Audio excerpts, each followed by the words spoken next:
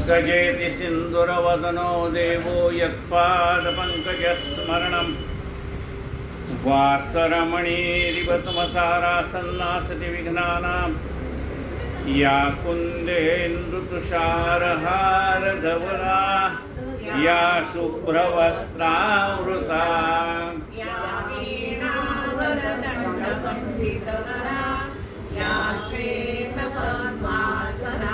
या ब्रह्माच्युत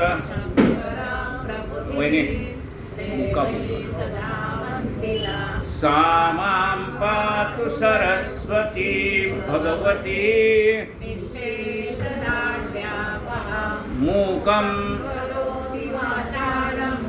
पङ्गुं लङ्घयते गिरिं परमानन्दमाधवम् नरं चैव नरोत्तमम्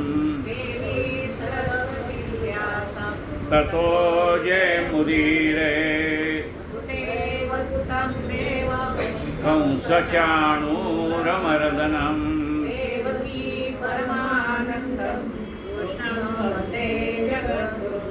गुरुर्ब्रह्मा गुरुर्विष्णु गुरुर्देवो महेश्वरः गुरुः साक्षात् परब्रह्म तस्मै श्री गुरुवे नमः। श्रोता भक्ता श्रीराम समर्थ जय जय रघुवीर समर्थ।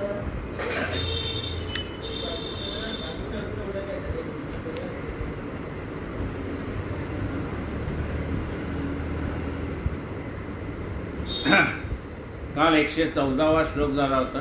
आपण श्री संत रामदास स्वामी कृत मनाच्या श्लोकावरती यथाशक्ती चिंतन करतो आहोत। शुकासारिखे पूर्णवैराग्य जाचे वसिष्ठा परिज्ञानयोगेश्वराचे कवी वाल्मिका सारिखा मान्यैसा नमस्कार माझा सद्गुरु रामदासा जय जय रघुवीर। काल आपण जे श्लोक पाहिले त्यातला 13वा श्लोक होता की अज्ञानी माणसाला एक वेळ अहंकार झाला तरी आपण क्षम्य म्हणू शकतो, पण जे ज्ञानी आहेत पंडित आहेत त्यांनाही अहंकार सहन होत नाही आणि मग ते ब्रह्मराक्षस होतात म्हणून जनी हित पंडित सांडित गेले अहंता गुणे ब्रह्मराक्षस झाले तयाहूनी उत्पन्न तो कोण आहे मना सर्व जाणी व सांडो निरा फुकाचे मुखी बोलता काय वेचे दिसेंदिसाभ्यंतरी गर्वसाचे क्रियेविण वाचाळता व्यर्थ आहे विचारे तुझा तूच शोधून पाहे। काल आपण इथपर्यंत आलो होतो। आजचा श्लोक पाहूया।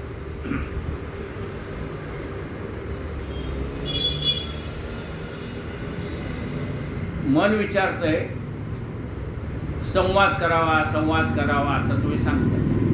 वादविवाद नको, संवाद पाहिजे, पण हा संवाद कुणाशी करावा? समर्थ सांगतात तुटे वाद संवाद तेथे करावा विवेके अहंभाव हा पालटावा जनी बोलण्यासारखे आचरावे क्रिया पालटे भक्तिवंतेची जावे। समर्थ मनाला उपदेश करतात संवाद कुणाशी करायचा आहे?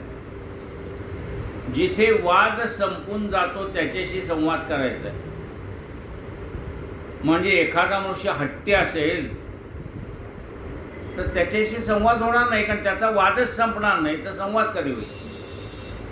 म्हणून जी माणसं अशी आहेत की ज्यांचा वाद संपुष्टात येण्यासाठी आपण प्रयत्न करावे, आले संपुष्टात तर उत्तम आहे, त्याने जर त्याचा स्वभाव सोडायचा नाही म्हटलं तर आपला इलाज चालत नाही।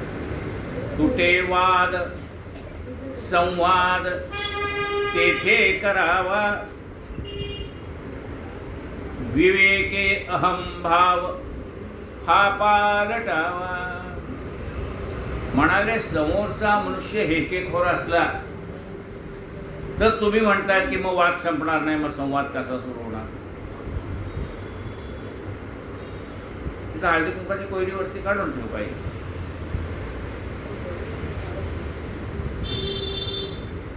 तुम्ही म्हणता की समोरचा मनुष्य जर हेकेखोर असेल त्यामुळे वाद संपणार नाही, आणि वाद जर संपला नाही तर संवाद कसा होईल. ते म्हणले ते खरं हो. मन काय म्हणतोय ते खरं आहे की समोरचा मनुष्य जर हेकेखोर असला तर वाद संपणार नाही, हे तुमचं खरं आहे. पण मीच हेकेखोर असतो तर काय करणार, मग वाद कसा संपेल. बरे समोरचं समजून घ्यायला तयार आहे आणि मी माझा हेकेखोरपणा सोडला नाही तर वाद कसा, संवाद कसा होईल. विवेके अहम भाव हा पालटा. मना तुझ्या मनामध्ये विवेक जागृत कर. या वादावादीमध्ये आयुष्य निघून चाललंय. थोडासा कमीपणा आपल्याकडे घे, त्यामुळे त्याच्याही डोक्याचा शिण निघून जाईल आणि तुझ्याही डोक्याचा शिण निघून जाईल. तो ऐकायला तयार आहे पण मीच ऐकायला तयार नाही. आता तुला संवाद तर पाहिजे का नाही. मग तू विवेकाने विचार केला पाहिजे की ह्या वादावादीत जो काही चांगुलपणा होता, गोडी होती, प्रेम होतं, ते सगळे निघून गेले. माणसाचं आयुष्य क्षणभंगूर आहे. तेव्हा तू या वादात पडू नको. थोडासा विवेकाने विचार कर. जनी बोलण्यासारखे आचरावे. बोलल्यासारखं वागलं पाहिजे. तू तर मला म्हणालास ना माझी सुधारायची इच्छा आहे, काय करू. मग मी तुला सगळे उपाय सांगितले. तुझ्यातला वाईटपणा जाण्यासाठी सत्संग कर बाबा, चांगल्या माणसाची संगत धर, ते सांगितलंय तुला. मग आता मी एवढं सांगून सुद्धा आणि तू कबूल केलंय की हा मला सुधारायचंय, मी प्रयत्न करीन असं म्हणलायस ना. मग आता बोलल्यासारखं वा. जनी बोलण्यासारखे आचरावे, क्रिया पालटे भक्तिपंथेचे जावे. क्रिया ही बदलली पाहिजे. तुझा हेकेखोरपणा सोडला पाहिजे, तुझा अहंकार सोडला पाहिजे. पुढे असं आणखी कुणी म्हणले का वा अहंकार सोड म्हणजे तुझं सगळं कल्याण होईल. तर म्हणजे सत्यनारायणाची पूजेत नाही का तो साधू आणि आहे, मग त्याच्याकडे येतात ते भगवंत संन्यासाचा रूप घेऊन आणि त्याला विचारतात तुझ्या नौकेत काय आहे. तो म्हणतो माझ्या नौकेत काय वेली आणि पानं, पत्रावळे आणि द्रोण, चोरण्यासारखं काही नाही, घोसाड्या झापुडे. आणि मग भगवंत तसाच तो म्हणतात. एका झाडाखाली जाऊन बसतात. तो संन्यासी भगवंत झाडाखाली जाऊन बसतात. साळू नौकेत जाऊन पाहतो ती नौका वेली आणि पानच निर्माण, ती झाकं सगळं द्रव्य अदृश्य झालेलं आहे. बेशुद्ध पडतो. त्याचं जावई त्याच्या तोंडावर पाणी शिंपडतो, त्याला सावध करतो, म्हणतो जा त्याला शरण.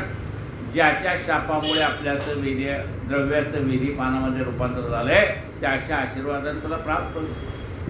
मग तो शोक करायला लागतो. बाबा चुकलं माझं असं नाही. खरं म्हणजे देवा तुम्हाला ब्रह्मदेव ओळखू शकत नाही, ज्ञानी माणसं ओळखू शकत नाही, तुम्हाला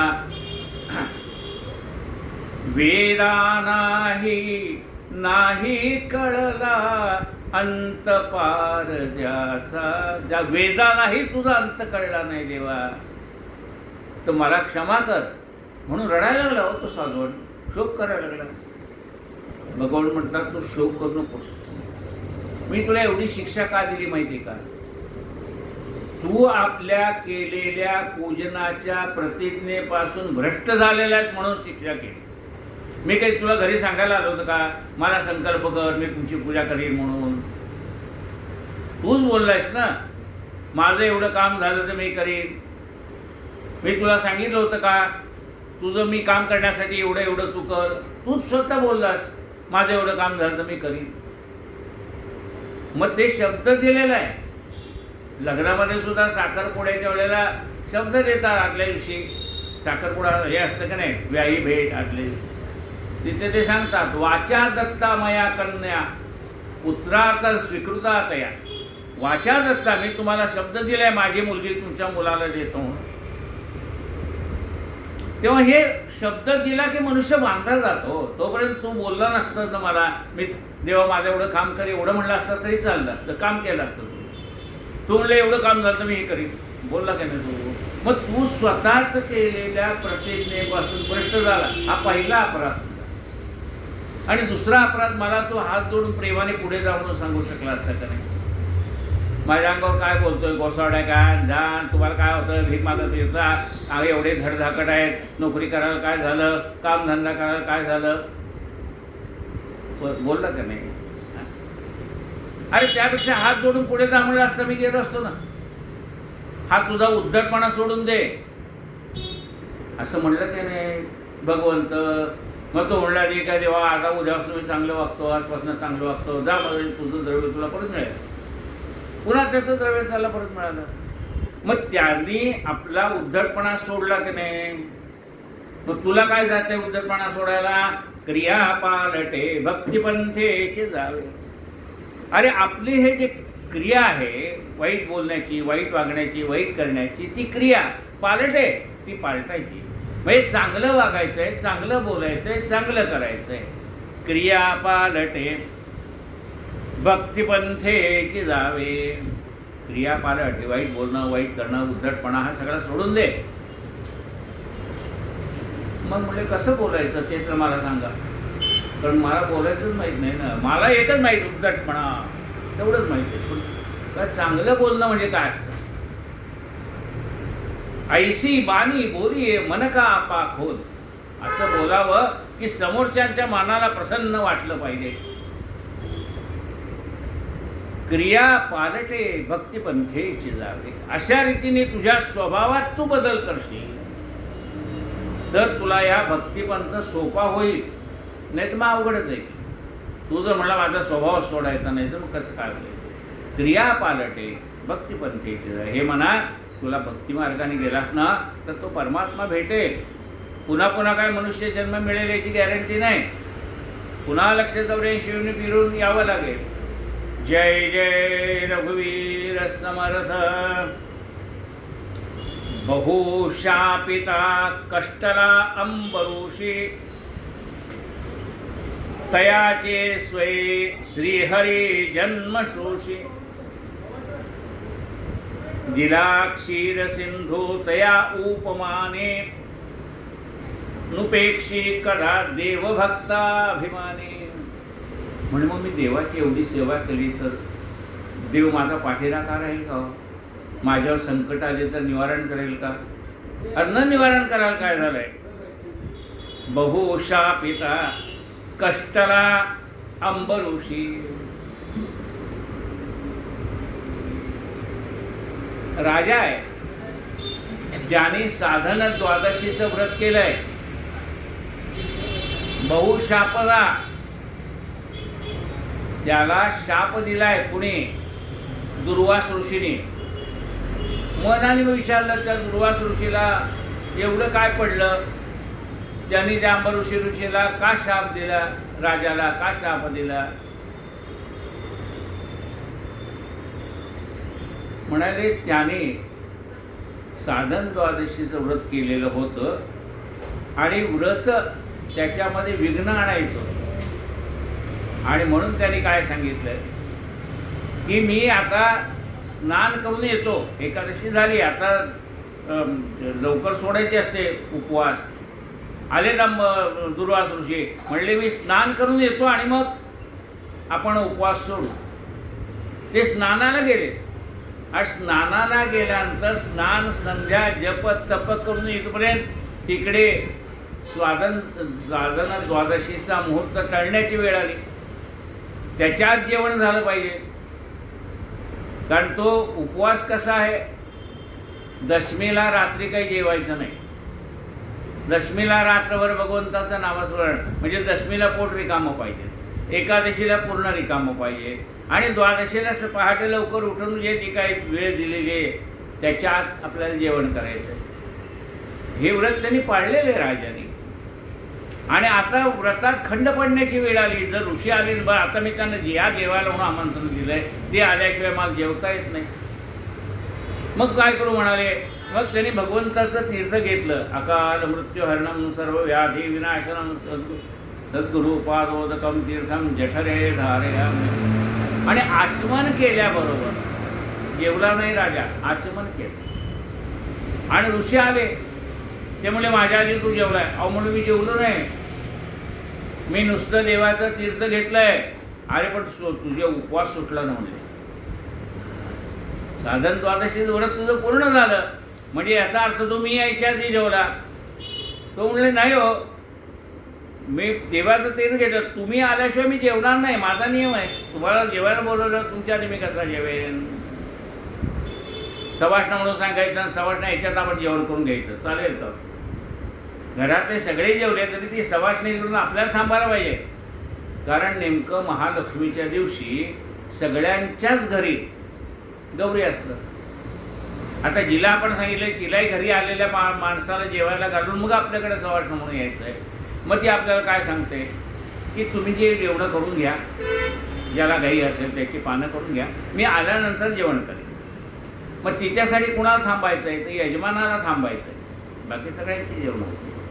ती सवाष्ण जेवल्याशिवाय यजमानाला जेवता येत नाही. आणि म्हणून त्याला सांगितलं की मी आल्याशिवाय तू का जेवला, तो तुम्ही जेवला नाही. पण त्याला काय राग आला, त्यांनी डोक्यात जटा काढली, आपटली, कृत्या आली आणि कृत्या त्या अंबऋषी राजाला खायला गेली. तो निश्चिंत होता, त्याच्या मुखातनं नामच चाललेलं होतं, श्रीकृष्ण गोविंद हरे मुरारे हे नाथ नारायण वासुदेव. म्हणा कृष्ण गोविंद हरे मुरारी हे नाथ नारायण वासुदेव. श्री कृष्ण गोविंद हरे मुरारी हे नाथ नारायण वासुदेव. हे नाथ नारायण वासुदेव. हे नाथ नारायण वासुदेव. गोपाल कृष्ण भगवान की जय. आता ती कृत्या म्हणजे राक्षसी अंबऋषीला खायला येणार त्याच्या आधी काही त्या अंबऋषी राजाने देवाला प्रार्थना केली का, ए बाबा ती कृत्या यायला लागली, ती मला खाईल नाही. त्याला देवाला बोलवावंच लागलं नाही. का जिथे नाम तिथे मी, भगवंताने सांगितलंय. तो नामस्मरण करतात तिथं भगवंत होतात. त्यांनी कृत्या आलेली पाहिली, आपलं सुदर्शन चक्र फिरवलं, त्या कृत्येला मारून टाकलं आणि ते सुदर्शन चक्र लागलं मागे कुणाच्या, दुर्वासाच्या. दुर्वास पुढे आणि चक्र मागे, सबंध पृथ्वीवर फिरले. कुणी आवरायला तयार नाही. चक्र म्हणले मागे घ्या, कुणी आवरायला तयार नाही. म्हणजे चक्रापासून आमचं रक्षण करा, कुणी आवरायला तयार नाही. ब्रह्मदेवाकडे गेले, शंकराकडे गेले, विष्णूकडे गेले, अरे भाऊ तुझं सुदर्शन चक्र हवं. तो म्हणला आता ते माझ्या हातात नाही, त्या भक्ताच्या रक्षणासाठी पाठवलंय. त्यांनी जर सांगितलं थांबा तर ते थांबेल, नाही तर थांबणार नाही. आले पुढं राजाला सांगता, अरे बाबा ते बघ ते चक्र माझ्या मागे लागले तर थांबव. आता हा राजा भगवंताच्या नामस्मरणामध्ये एवढा रंगून गेलेला होता, देहभान विसरलेला होता. त्याला हलवून जागं केलं. अरे बाबा की बघ म्हणले की माझ्या मागे ते चक्र लागलेलं आहे, त्याला थांबव.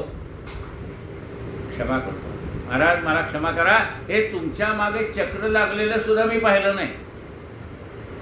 कृत्या येताना मला दिसली, कृत्या जळून गेलेली मला दिसते, पण ती कुणी जाळली काय जाळली मला काही कळलं नाही. तुमच्या मागे चक्र लागलेलं तुम्हाला दिसत होतं पण मला दिसत नव्हतं.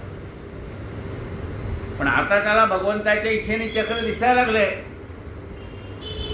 आणि मग तो भगवंताला प्रार्थना करतो, भगवंता ह्या चक्राला मागे घे बाबा, त्या ऋषींना त्रास व्हायला नको. ऋषी पण विचारतोय मी याचं साधन द्वादशीचं व्रत कसा करतोय बघू.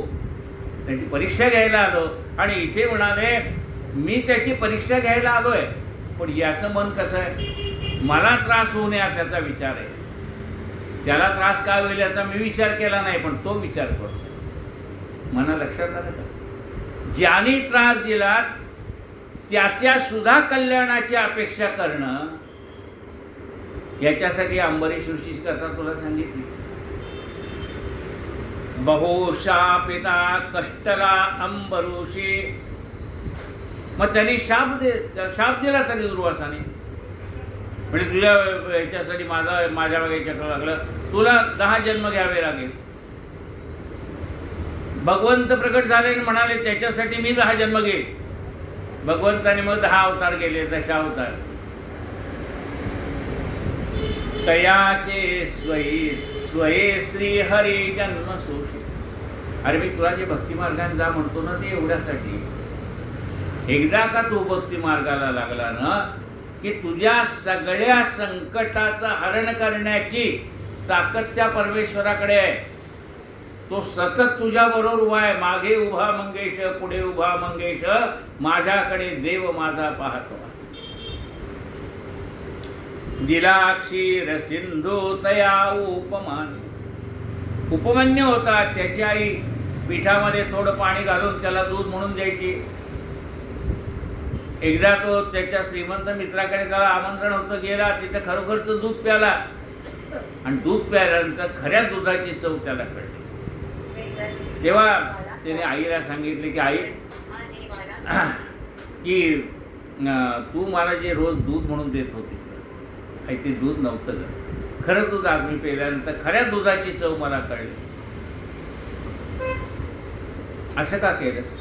अरे बाबा, माझ्या पूर्वजन्माच्या पापामुळे माझ्या वाट्याला दारिद्र्य आलंय, त्यामुळे मी तुला दूध सुद्धा देऊ शकत नाही, एवढी परिस्थिती माझी. म्हणजे मग कोण देईल?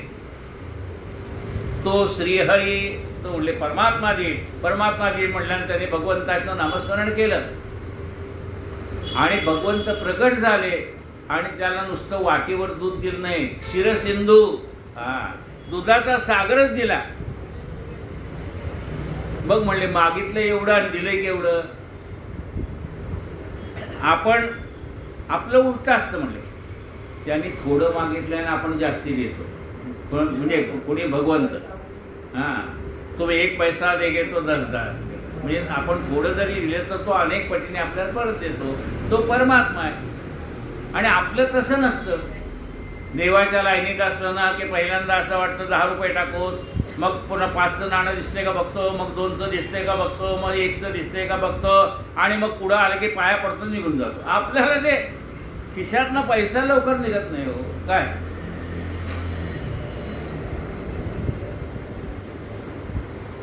जिला क्षीरसिंधू तया उपमाने, नुपेक्षी कदा देव भक्त अभिमानी. देव भक्ताचा अभिमानी आहे. तो म्हणतो माझ्या भक्ताला त्रास झालेला मला चालणार नाही. तुम्ही मला पाहिजे तेवढी नावं ठेवा, पण माझ्या भक्ताला नाव ठेवलेलं मला आवडणार नाही. परमात्मा आहे तो, भक्ताभिमानी आहे.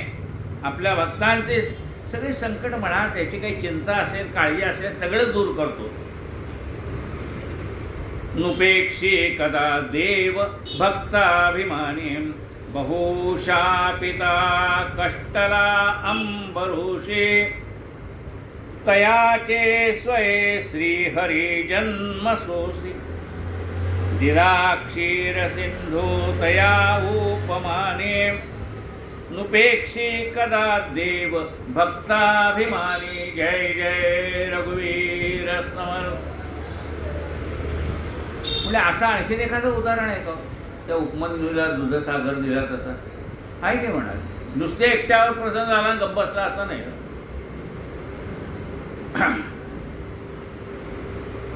धुरुले करू बापुडे दैन्यवाणे. कृपा भाकिता दिधली भेटी देणे. चिरंजीव तारांगणी प्रेम खाणे. नुपेक्षी कदा देव भक्ताभिमानी. ध्रुवबाळ आपल्याला माहिती आहे, आई आपल्या वडिलाच्या मांडीवर उत्तानपाद नावाचा राजा आहे. त्याला 2 बायका आहेत, एक सुनीती आणि दुसरी सुरुची. सुनीती म्हणजे आपल्या देहाच्या कल्याणासाठी जे जे चांगलं आहे ते तसं वागणारी, म्हणजे खरं बोललं पाहिजे, रम केलं पाहिजे, एकदम केलं पाहिजे, चांगलं सकस अन्न खाल्लं पाहिजे, हे सगळं सुनीती, धर्माने आचरण केलं पाहिजे, लोकांना मदत केली पाहिजे, सुनीती. आणि सुरुची म्हणजे काय? मनाला आवडेल ते खा, मनाला आवडेल तसं बोला, मनाला वागेल तसं वागा. ती कोण आहे? सुरुची. ती धर्म काय म्हणतो, लोक काय म्हणतील याला काही वाटत नाही. आता लग्न झालंय म्हणजे बायको तुझी जाई की नाही बाबा, तिच्या गळ्यात हात घालून फिरणार. अरे काय करायचं, तू काही पडून जाते का ती? पण लोक काय म्हणतील याचा सुद्धा विचार केला जात नाही. तेव्हा सुरुची याचा अर्थ काय? मनाला वागेल तसं, वाटेल तसं वागणं, सुरुची. एकदा प्रल्हाद आपल्या वडिलांच्या मांडीवर बसायला गेला तेव्हा ती सुरुची होती. तिने सांगितलं, वडिलांच्या तुझ्या मांडीवर तुला बसायचा अधिकार नाही, माझा मुलगा बसेल, कारण मी त्याची आवडती राणी आहे. तेव्हा घरी आला रडत रडत. त्याने विचारलं आईला, आई का ग म्हणाले, बाबाच्या मांडीवर बसायला गेलं, माझ्या आईने मला सांगितलंय, पण त्यावेळेला सख्खी आई सावत्राई म्हणण्याची पद्धत नव्हती. आई म्हणे, त्या आईने मला सांगितले की तुला मांडीवर बसता येणार नाही. सुनीती म्हणते, बरोबर आहे बाळा, तू माझ्या पोटी जन्माला आलास ना, तिच्या पोटी जन्माला आलास तर बसताच असतं तुला. मग म्हणले, हा जो अन्याय झाला आता माझ्यावरती, हा अन्याय दूर करणारा कोण आहे? म्हणजे तो भगवंत आहे. कुठे असतो म्हणाले तो? त्याच्यासाठी तपश्चर्या करावी, त्याच्यासाठी नामस्मरण आहे, मनन आहे, चिंतन आहे, भगवंताचे चिंतन करावं लागतं म्हणाले. म्हणजे मी जातो आई देवाला भेटायला. आता आधी तिला पंचायत, जा म्हणावं तर माया आडवी येते आणि नको म्हणावं तर परमात्म्याच्या आडवी कशी हो. मुलगा गेला अरण्यामध्ये, भगवंताचं नामस्मरण केलं, भगवंत प्रगट झाले, शंख चक्र गदा पद्म, परमात्मा समोर उभा आहे. पण जोवाला कळेना भगवंताची स्तुती कशी करायची.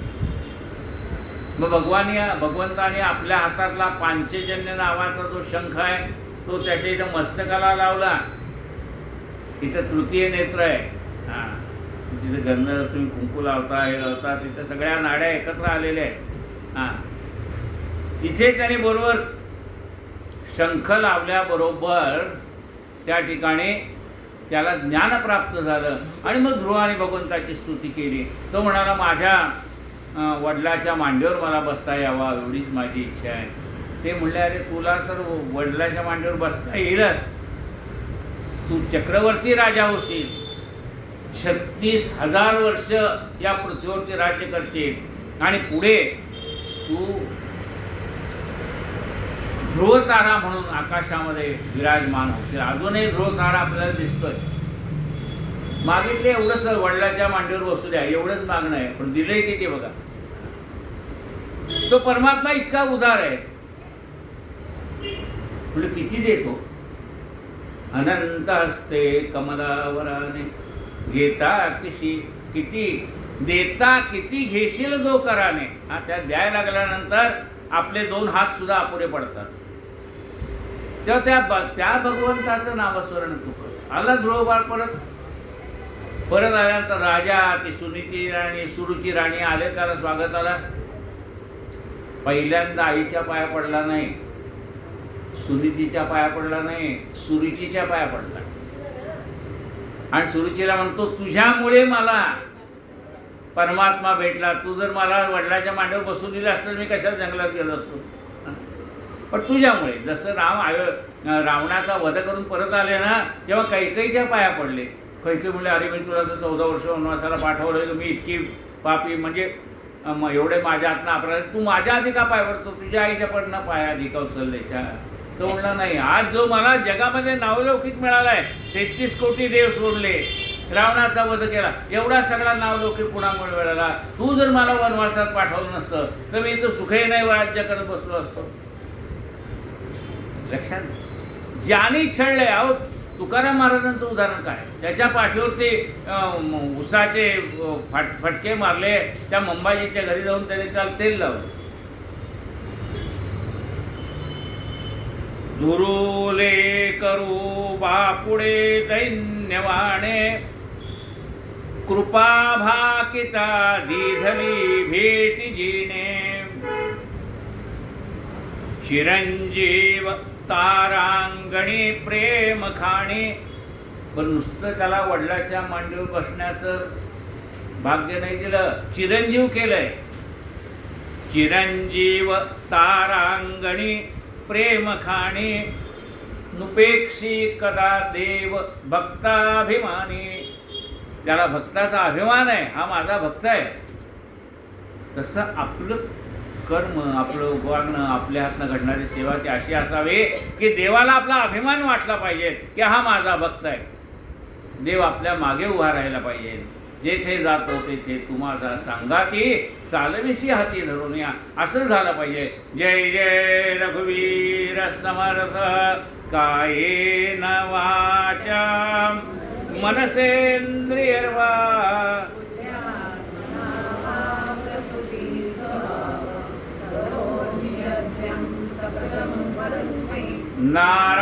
नारायणायति समर्पयामि अच्युतं केशवं रामनारायणं.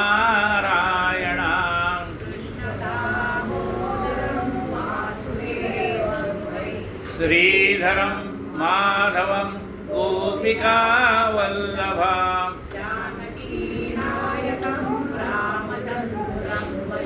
हरे राम राम राम हरे हरे. हरे कृष्णा कृष्णा कृष्णा हरे हरे. हरे राम राम राम हरे हरे. हरे कृष्णा कृष्णा कृष्णा हरे हरे. गोपाल कृष्ण भगवान की जय. आरती. पंढरीश प्रभुची कमल जापती विठ्ठलाची. ठेविले सावळी घनश्याम मूर्ती. गळ्यामध्ये पुष्पती खुले त्यावरी. जयंती लाजला पंचबाण जासी. लाजला पंचबाण जासी असे ते वदन कमळ समनयन हरपले. मान पावनाची उभी ही माय हरी. आरती पंढरीश प्रभुची कमल जापती विठ्ठलाची. कटीला पीतांबर कशिला कस्तुरी शिरकवल्यवाला. नितीना अमीर गुणाला दर्शना संत संग्रहाला. जल्लरी टाळ वाजताना जल्लरी टाळ वाजताना नाचती भक्त प्रेम अत्यंत गुंतले. चित्त हरी पायी गुंतले चित्त हरी पायी. गणोला पाव विठाबाई. आरती पंढरीश प्रभुची कमल जापती विठ्ठलाची. सद्गुरु गजानन महाराज की जय.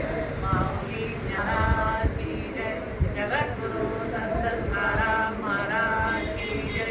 जय जय रघुवीर समर्थ. आज 3 श्लोक पूर्ण झालेले आहेत आणि उद्या गणपती आहेत तरीसुद्धा तुम्ही आज आला आहे त्याचं विशेष आहे. जय जय रघुवीर समर्थ.